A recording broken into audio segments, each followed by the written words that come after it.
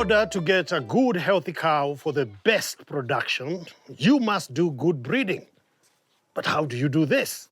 We have Benson Landa from CKL Africa to help our farmer understand breeding and get the best from her dairy cows. So, Mercy, Yes. what was the main purpose of keeping these cows here? To give me milk that I can sell and to do value adding. Probably make some yogurt, some cheese. I'm happy that, Mercy, you know exactly why you needed to start the dairy farm. We call it an objective. So, Mercy, are you happy with the milk, the quantity the cow is giving? As per my expectation, no. What should she have done or other farmers can do to ensure that they get the cow for the purpose they intended? It's a combination of two things. Okay. What you call the genotype of the animal, 25 to 30% of the output of the animal will come from the genetic makeup of the animal. What you want is milk production. So which breed of that animal will give me that milk? Yes. But finally, when the animal is in the farm, now the 70% comes around the management. How are you feeding the animal? How are you doing the routine management, watering, the health checks, the parasite control? Mercy, Yes. tell us a bit about Miss Kenya. Miss Kenya is a cow that I bought from a friend. Then after several months, I called a veterinary who came and checked whether it was on heat and confirmed it was. He inseminated it, and after 9 months, I got a calf. If you're buying, get it from a reputable farm, if you can. Make sure that you can have the records of the cow, who was the dam, that is the mother, who was the sire, that is the father. You're able to get some satisfaction that this is a cow from a lineage I would love. If it's here and you want to get the best out of this cow, for the next generation, what can I do? Look at the animal. Look at the things that are the weaknesses in that animal. In our case here, it's a small animal. You may need to improve on the stature of the animal, the body depth of the animal, but also the capacity of the animal to be able to carry milk, to make sure that the udder is well attached, the teat placement for easier milking, but also the length of the teat. You don't want a long teat, that will bring issues, especially with mastitis. You don't also want a short teat, that will also bring issues, especially while you are milking. And in future, you want to venture also in machine milking. That will help you in terms of making those decisions. The rear leg view of the animal, you find that the legs are kind of coming together, protruding outwards a little bit. You want a cow that, when you look at it from the rear side, it's more or less straight, leaving a little bit of space for the udder to be forming well. And those are some of the things you look at. So having understood your animal in that perspective, then you look at the bull that improve on the specific traits of that animal.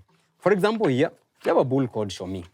Some of the things that we discussed was around the stature. Look at the stature, beyond 100 when you look at here. So it means it's adding a little bit of stature, a little bit of height to the animal, which is very good component for this specific cow.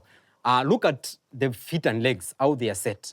Rear legs, rear view, it's an addition. So because ours is looking like coming together, this one will a little bit open up the rear legs, rear view, and make the animal have a better capacity to carry that. So having looked at that, you select a bull that best suits your cow. You do that quite earlier, before the cow comes on it, because you have good records. You can predict with certain accuracy that my cow is coming on it, for example, in the next 2 weeks.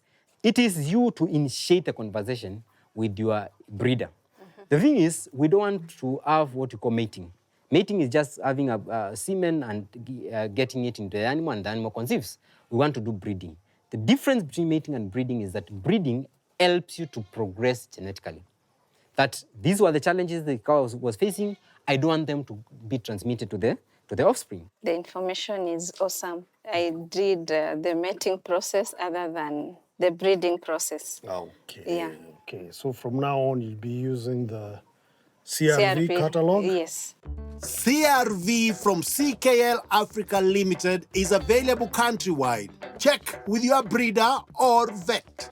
CRV will ensure you get healthier cows that can fight disease.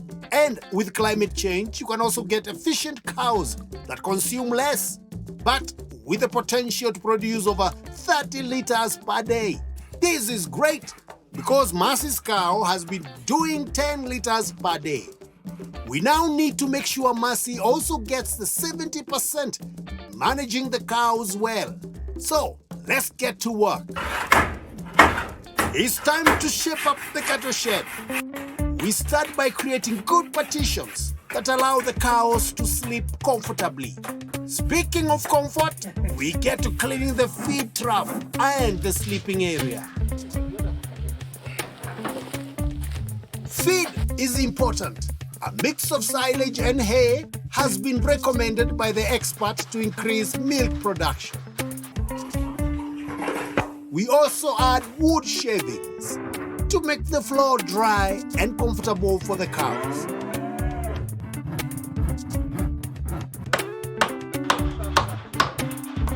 Most important, minerals.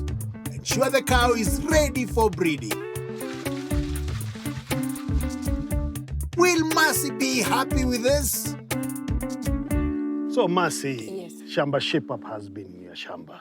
It was awesome, awesome. I learned so many things, a lot of changes. It looks very good. I'm sure the cows are also feeling the change. Next time we come, what Yes. changes will we expect to find? A lot of dairy cows.